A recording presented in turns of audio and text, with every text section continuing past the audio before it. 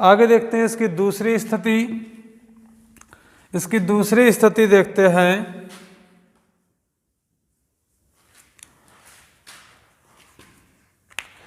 दूसरी स्थिति देखें, दो वस्तुएं हैं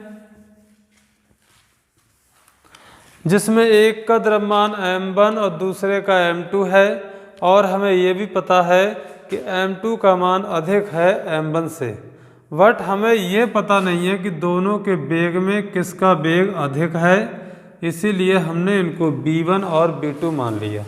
ये तो हमें पता है कि दोनों अलग अलग वेग से चल रही हैं, लेकिन ये पता नहीं है कि किसका वेग ज़्यादा है और किसका कम है। लेकिन द्रव्यमानों में हमें पता है कि दूसरी वस्तु का द्रव्यमान अधिक है पहली वस्तु से, और वेग दोनों के अलग अलग v1 और v2 हैं। यदि दोनों वस्तुओं के संवेग बराबर हो जाएं, यदि दोनों वस्तुओं के संवेग बराबर हो, p1 = p2 हो, तब p1 बराबर क्या आ जाएगा, m1 v1, क्योंकि पहली वस्तु का द्रव्यमान m1 और वेग v1 है, और p2 बराबर आ जाएगा m2 v2। इसको बटे में ले आएंगे तो आ जाएगा, देखिए v1/v2 बराबर आ जाएगा m2/m1, ये आ जाएगा। अब देखिए हमको पता है कि m2 है m1 के, यानी m2 का मान ज़्यादा है m1 से, दूसरी वस्तु भारी है पहली वस्तु से। तो इस अनुपात को देखेंगे तो v1 के व्युत्क्रमानुपाती है m1, यानी इसका उल्टा है। जब v1 का मान ज़्यादा होगा तो m1 कम होगा। तो यहाँ से भी देख लीजिए, जब m2 है m1 के, तो इसका मतलब ये होगा कि v1 अधिक होगा v2 से, v1 अधिक होगा v2 से। यानी जो वस्तु भारी है, जो वस्तु भारी है उसका वेग कम होगा, और जो वस्तु हल्की है उसका वेग अधिक हो जाएगा। तो हम कह सकते हैं कि यदि एक हल्की वस्तु और एक भारी वस्तु अलग अलग वेग से गतिमान हैं, यदि उनके संवेग समान होंगे, तब भारी वस्तु का वेग हमेशा हल्की वस्तु के वेग से कम होता है। आगे समझते हैं आवेग क्या है। उससे पहले हम संवेग का एक एग्जाम्पल लेते हैं, उसके बाद आवेग के लिए समझेंगे। संवेग का एक एग्जाम्पल देखिए।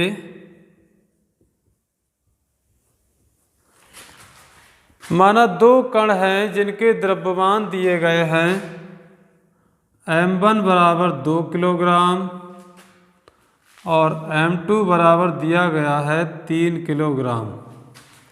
दो कण हैं,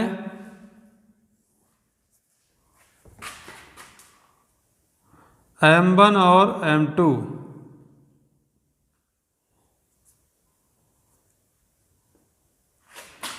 जिनके द्रव्यमान दिए गए हैं, और इन कणों के द्रव्यमान केंद्र की स्थिति दी गई है।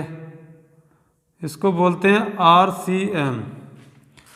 दोनों कणों के द्रव्यमान केंद्रों की स्थिति दी गई है RCM बराबर है xi cap plus yj cap, और साथ ही साथ हमें दिया गया है x अक्ष के सापेक्ष वेग परिवर्तन की दर 3 मीटर प्रति सेकेंड है, और y अक्ष के सापेक्ष वेग परिवर्तन की दर 4 मीटर प्रति सेकेंड है। फिर से समझिए, दो कण हैं जिनके द्रव्यमान दिए गए हैं 2 kg और 3 kg, और इन कणों के द्रव्यमान केंद्र की स्थिति दी गई है, और x अक्ष के सापेक्ष वेग परिवर्तन की दर और y अक्ष के सापेक्ष वेग परिवर्तन की दर दी गई है। तब हमसे पूछा गया है द्रव्यमान केंद्र के लिए संवेग का मान ज्ञात कीजिए। इन दोनों कणों के निकाय का संवेग ज्ञात कीजिए, p ज्ञात करना है। तो देखिए कैसे इसको सॉल्व करेंगे। जो स्थिति दी गई है, RCM equal to X I cap plus Y J cap, ये स्थिति है, इसको विस्थापन भी बोलते हैं। इसका एक बार अवकलन कर देंगे तो ये आ जाएगा D R upon D T, समय के सापेक्ष आई कैप ऐसी रहेगा D X upon D T plus J cap ऐसी रहेगा और बाई का हो जाएगा D Y upon D T. तो ये जो D R upon D T है ये क्या हो गया, स्थिति परिवर्तन की दर या विस्थापन परिवर्तन की दर। इसको हम क्या बोलते हैं, वेग बोलते हैं। तो ये BCM हो जाएगा, द्रव्यमान केंद्र की चाल या द्रव्यमान केंद्र का वेग आ जाएगा। यहाँ पर देखिए आई कैप ऐसी रहेगा, इसकी वैल्यू दी गई है, कितनी दी गई है 3, और प्लस जे कैप ऐसी रहेगा, इसकी वैल्यू दी गई है 4। तो BCM इक्वल टू आ गया 3 आई कैप प्लस 4 जे कैप। अब देखेंगे इसका संवेग हमें ज्ञात करना है। तो संवेग का सूत्र क्या होता है, P बराबर mb,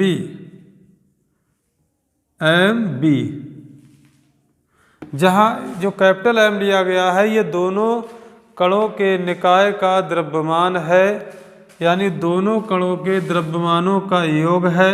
तो P बराबर आ जाएगा, देखिए सिग्मा m की जगह हम लिख देंगे m1 प्लस m2, और BCM का मान निकाल लिया है हमने, 3 आई कैप प्लस 4 जे कैप है। इसकी जगह इसको लगा देंगे तो आ जाएगा 3 आई कैप प्लस 4 जे कैप। तो P बराबर आ गया, यहाँ वैल्यू लगा देंगे m1 और m2 की, m1 और m2 की वैल्यू लगाइए तो 2 प्लस 3, और ये आ गया 3 आई कैप प्लस 4 जे कैप। इसको सॉल्व करेंगे तो ये हो गया 5, जोड़ के 5 हो जाएगा, 5 की मल्टीप्लाई करेंगे तो 5 3 15 आई कैप और 5 चौक 20 जे कैप किलोग्राम मीटर प्रति सेकेंड। ये इसका संवेग आ गया। इसका मापांक अगर हम ज्ञात करना चाहें संवेग का, तो इसका मापांक भी हम ज्ञात कर सकते हैं। देखिए मापांक कैसे ज्ञात करेंगे, संवेग का परिमाण ज्ञात करना है इसका।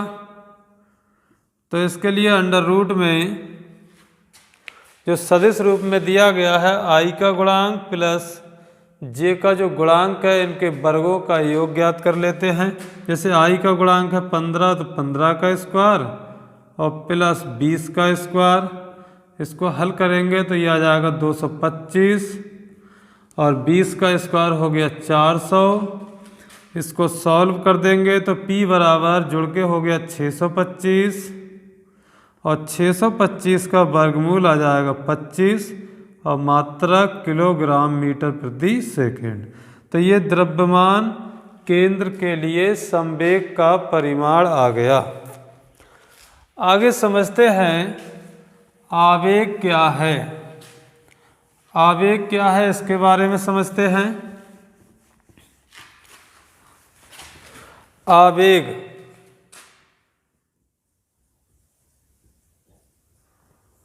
इंग्लिश में बोलते हैं इम्पल्स।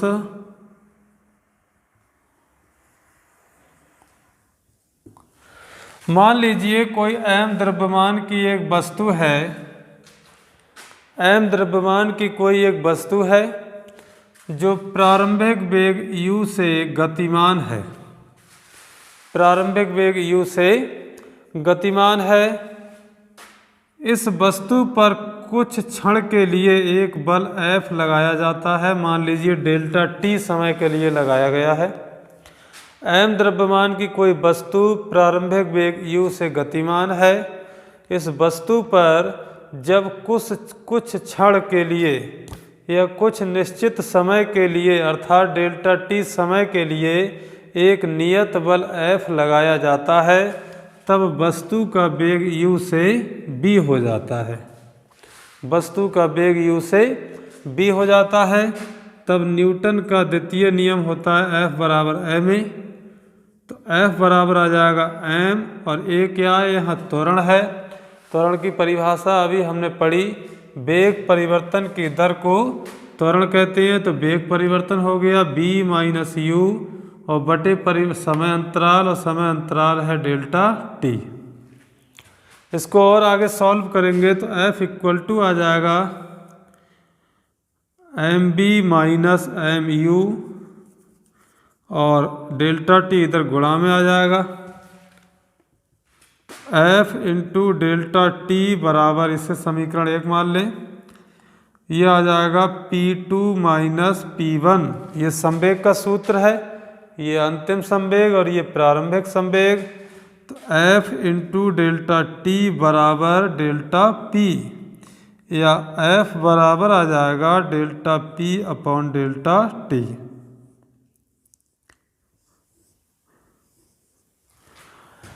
तो जो F इंटू डेल्टा टी है, इसी को हम संवेग कहते हैं, I से प्रदर्शित करते हैं। इसे किससे प्रदर्शित करते हैं? I से। I क्या है यहाँ? आवेग है। I आवेग है। इसको इस सूत्र के द्वारा हम परिभाषित कर सकते हैं। किसी वस्तु पर लगाया गया नियत बल तथा वह समय अंतराल जिसके लिए वह बल उस वस्तु पर क्रियाशील रहा हो। किसी वस्तु पर लगाया गया नियत बल तथा वह समय अंतराल जिसमें वो बल किसी वस्तु पर क्रियाशील रहा हो के गुणनफल को आवेग कहते हैं। इसके अलावा इसको और भी तरीके से हम लिख सकते हैं, परिभाषित कर सकते हैं। देखिए यहाँ आई ऐसी रहा, डेल्टा टी को बटे में गिराया गया है। यदि डेल्टा टी बराबर 1 सेकेंड हो जाए तब क्या हो जाएगा? I बराबर F बराबर डेल्टा P हो जाएगा। तो एकांक समय में किसी वस्तु के संवेग में जितना परिवर्तन होता है उसे वस्तु का आवेग कहते हैं। इसे I से प्रदर्शित करते हैं। तो ये इसका सूत्र हो गया। I का सूत्र क्या हुआ? I बराबर होता है F इंटू डेल्टा टी बराबर डेल्टा P बराबर M B minus M U. ये सभी आवेग के सूत्र हैं। I बराबर F इंटू डेल्टा टी बराबर डेल्टा P बराबर M B minus M U, ये सभी I के बराबर होते हैं। और इसका जो मात्रक अगर हम लिखेंगे तो क्या आ जाएगा? न्यूटन सेकेंड आ जाएगा, या किलोग्राम मीटर प्रति सेकेंड आ जाएगा। किलोग्राम मीटर प्रति सेकेंड संवेग के अनुसार आ गया, और Newton second F into delta T Newton second आ गया। इसका विमा लिखेंगे तो क्या आ जाएगा? MLT minus 1। इस पे आधारित एक सवाल देखते हैं, एक एग्जाम्पल लेते हैं आवेग का एक एग्जाम्पल लेते हैं।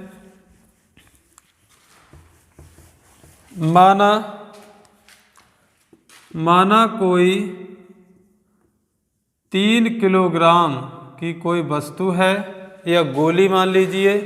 3 किलोग्राम की कोई गोली 10 मीटर प्रति सेकेंड के वेग से, ये कोई गोली है जो 10 मीटर प्रति सेकेंड के वेग से किसी लकड़ी के टुकड़े पर दागी जाती है, और लकड़ी के टुकड़े पर पड़ने के बाद ये इसके भीतर 10 सेंटीमीटर गहराई तक धंस जाती है। तो इस स्थिति में वस्तु का आवेग ज्ञात कीजिए। I क्या ज्ञात करना है? वस्तु का आवेग ज्ञात करना है। ये कोई वस्तु है जिसका द्रव्यमान 3 किलोग्राम है, 10 मीटर प्रति सेकंड के वेग से किसी लकड़ी के गुटके पर दागी जाती है, और ये गोली लकड़ी के गुटके में 10 सेंटीमीटर गहराई तक धंस जाती है। तो इस वस्तु का क्या ज्ञात करना है? हमें आवेग ज्ञात करना है।